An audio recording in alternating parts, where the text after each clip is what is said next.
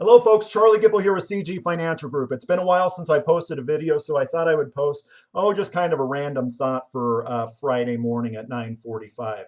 It's been a while because when the end of summer came, it came hard.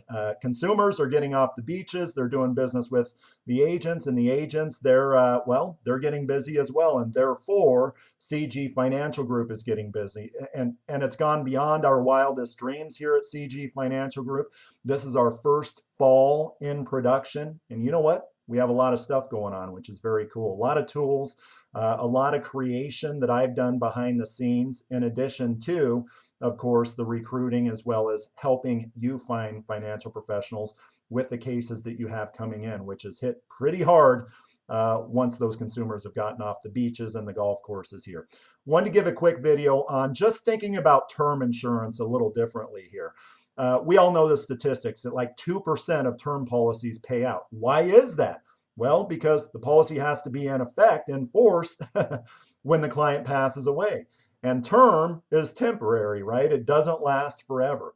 Now, when you think of term, when you take the term that you're looking at, say 30 years, for instance, and when you add that to the client's age currently, when you're approaching life expectancy, the sum of those two things, for example, a 50-year-old male, looking at a 30-year term, you're bumping up against life expectancy, right?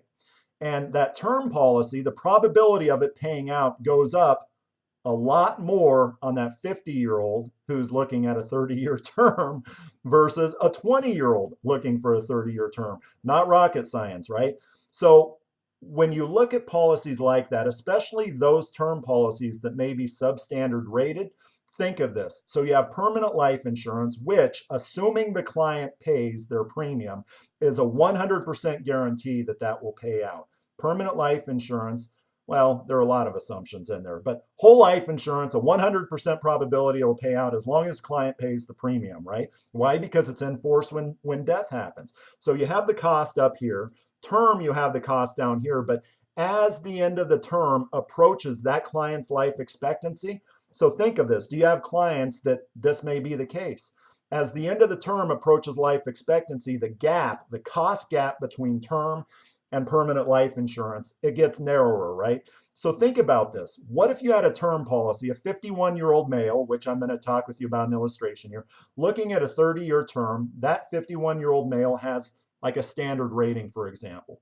Well, what if you compared that premium that the term required, plug that premium into an ultra efficient, low cost, death benefit focused index universal life insurance contract? Running out of breath here. I'm excited about this one. What if you plug that into there? What would that ultra efficient IUL look like here? So here's what I did. What I did was I took a 51-year-old male, standard rating. I plugged in a $1 million death benefit. What would be needed? What is the best term policy from a cost standpoint? What is the cheapest term policy in iPipeline? What did iPipeline come up with? And by the way, if you do business with CG Financial Group, you get access to iPipeline. Not everybody can sit in front of their client and say, what I found is out of 40 different companies, here is the best price based off your situation. Here is the company that offers the best price. You have that. You have access to WinFlex. You have InsMark. You have your own agent portal showing you the pending business, the outstanding requirements, all that stuff.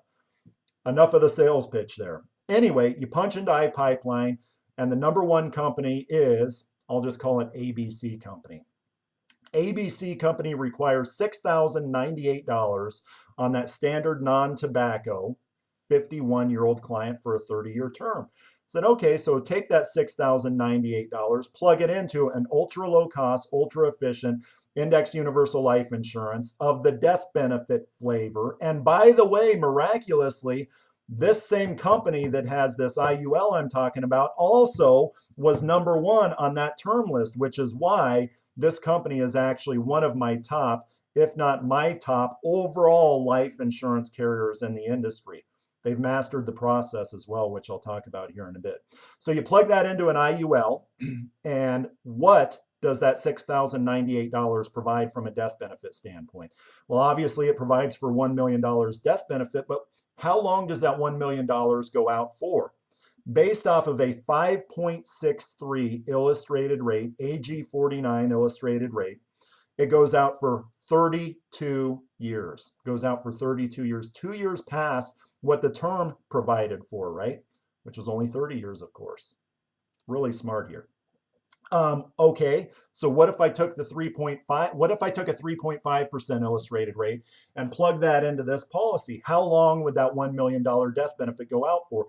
28 years. So missing that 30-year mark by only 2 years, right? But there are some additional benefits, obviously, to IUL that term does not have, and that is cash value. Let's say 20 years into the policy, assuming that 5.63% illustrated rate. Let's say the client changes their mind and says, you know what, life happens, things change. I don't need this coverage anymore. That client can say, insurance company, give me my money back. Well, the insurance company won't give them all their money back, but 20 years into this, after they've paid in about $121,960, the insurance company would write them a check for almost $60,000. So 50% return of premium, right?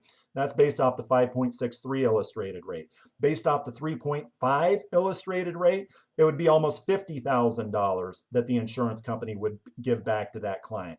That's nothing to sneeze at, right? So there's that additional flexibility beyond what term has. And I love term insurance. Term insurance has provided billions of dollars of death benefits to millions of families over the years, right? But when you look at the flexibility of this option, it's kind of hard to argue against, right? This same company, you know, I use this analogy a lot. Who is the #1 retailer in the United States of America today? Well, technically it's Walmart. But it's only Walmart because Walmart has embraced the online purchasing process. Soon it's going to be Amazon. Why? Because people find the importance of the process right up there with the importance of the product, right? This same company that I'm talking about here has mastered the process. You know, when you purchase or when you sell as a financial professional life insurance, there are really 3 different tiers. The first tier is paper app, you know, that 40-page paper app where you sit in front of the client, you go through everything, you ask them about their weight, all those fun questions. Ask them about their weight, you know, what prescription are you taking? Ooh, what happened there? Why are you taking that prescription?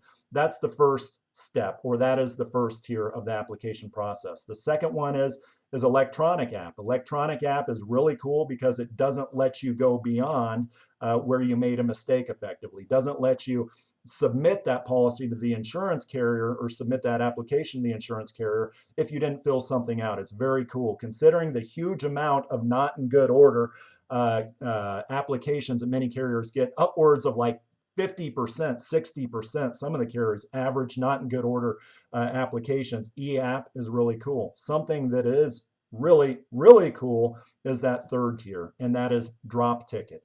Drop ticket is you and I are not paid to pretend like we're doctors. You and I are not paid to ask that lady how much she weighs and all that other fun stuff, right? You and I are paid to deal with the complicated stuff, which is explaining this stuff in a way that they understand. So drop ticket is really get the basic information and let a third party procurer, so to speak, that tele-underwriting firm or the paramed company, let them get that information that frankly sometimes you don't have time for. Now you may say, but I don't like toggling through my computer when I'm sitting in front of a client. I don't like doing that. It's awkward. They're staring at me and I'm punching through stuff on my computer. Well, this company has it on paper app, a paper drop ticket system.